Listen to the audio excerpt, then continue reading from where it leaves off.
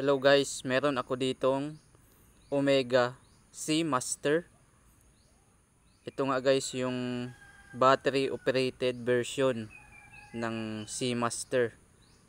Ito guys, bubuksan ko siya at itatry natin lagyan ng battery kasi guys wala itong nakalagay na battery.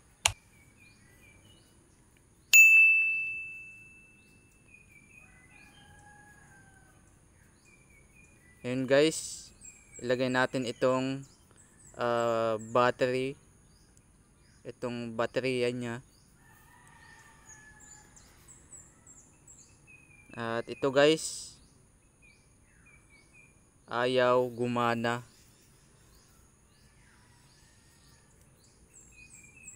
At ayun, ayaw pa rin. Ito guys yung problema nito. At itatry natin i-troubleshoot itong ganitong mga klase ng sira. Ayun guys, barado yung kanyang mechanical.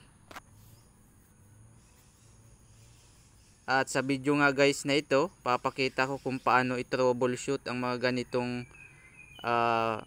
sira ng relo. Lalo na itong Omegang ito na battery operated na relo. Yan guys, una, syempre tanggalin natin yung circuit block nito. Pero guys, hindi walang problema ang circuit block nito kasi guys pumipitik yung step rotor niya. Kapag nagpapunction yung kanyang circuit, gumagalaw din yung kanyang step rotor at pumipitik yan guys sa tester.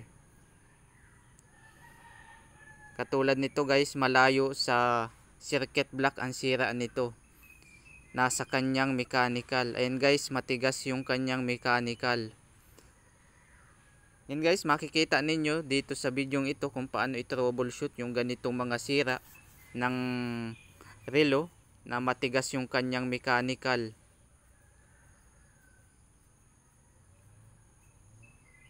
Yan guys, medyo makunat yung kanyang mechanical, kaya guys babrasin natin ito ng fluid.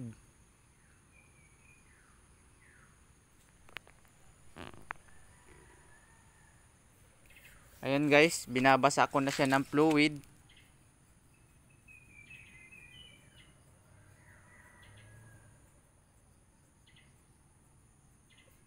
Ayun, brasin lang natin ang brasin para matanggal yung dumi dito sa mechanical.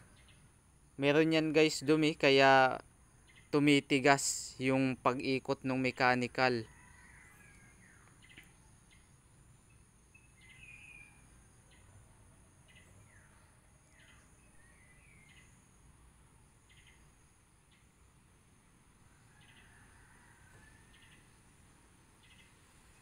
Syempre guys, paka-brush ng fluid, binoblower ko ito para matanggal yung fluid na nilagay natin at babrasin ulit. Ayun guys, nilagyan ko ng fluid, binras ko ng fluid at saka pinaikot ko yung mechanical para lumambot yung pag-ikot.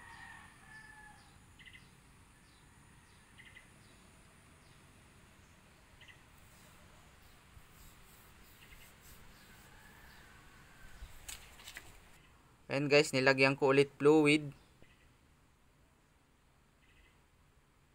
At saka ko pinaikot ulit yung mechanical.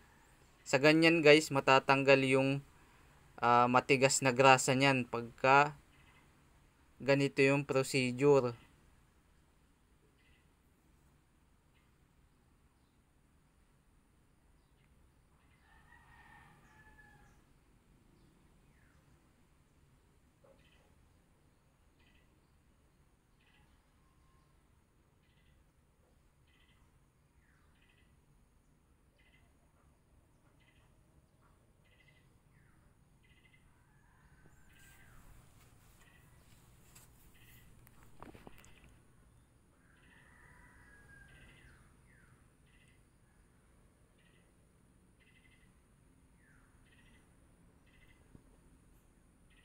Ayan guys, kung mapapansin nyo, madami kong ulit na ginagawa yung binabasa ko ng fluid yung mga yung mechanical nitong relo at iniikot ko yung mechanical para matanggal yung matigas na grasa.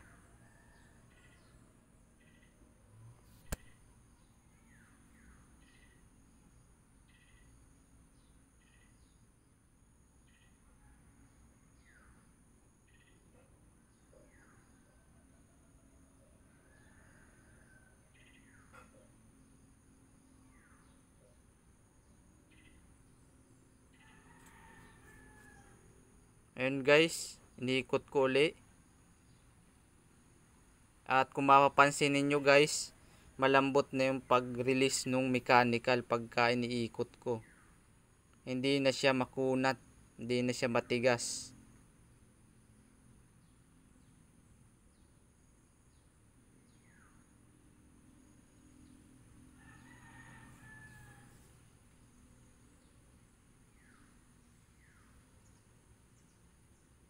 Yun guys, nung alam ko na na malambot na itulak yung mechanical, blinower ko na yung mga pyesa nito sa mechanical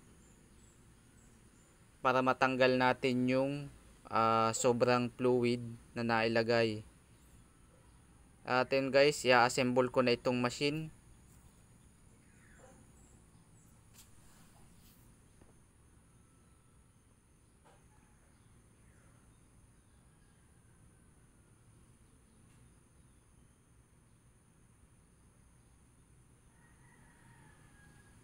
Ayun guys, malambot na yung kanya mechanical.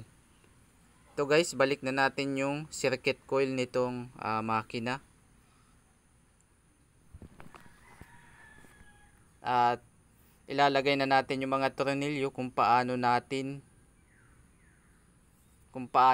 ito tinanggal. Ganun din natin ikakabit.